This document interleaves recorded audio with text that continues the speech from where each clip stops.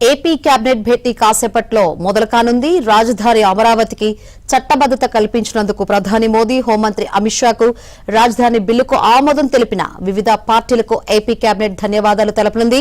బిల్లుపై సంతకం చేసి చట్టబద్దత కల్పించి గెజిట్ ను విడుదల చేసిన రాష్ట్రపతికి కేబినెట్ ప్రత్యేకంగా కృతజ్ఞతలు తెలపనుంది.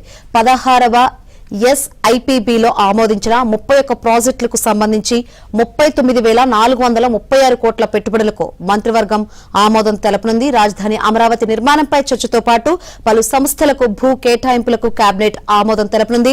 ఎజెండా అంశాలకు మంత్రిమండలి ఆమోదం తెలపనుంది. అమరావతిలో క్వాంటమ్ వ్యాలీలో పలు సంస్థల ఏర్పాటుకు కేబినెట్ ఆమోదం తెలపనుంది.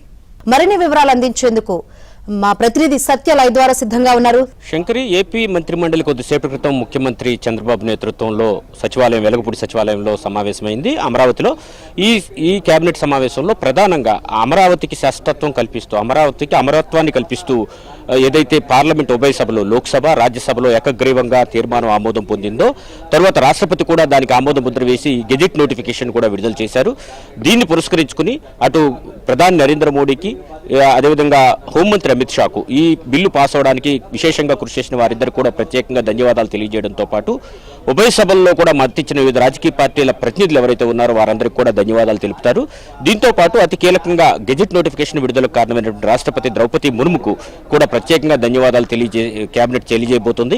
ముఖ్యంగా అమరావతి ఉద్యమం అంటే మహిళల ద్వారా నిర్మితమైనటువంటి ఉద్యమం. అలాంటి ఉద్యమానికి అమరావతికి ఆ శాశ్వతత్వాన్ని, అమరత్వాన్ని కల్పించే బిల్లుపై ఆమోద ముద్ర వేసే సంతకం కూడా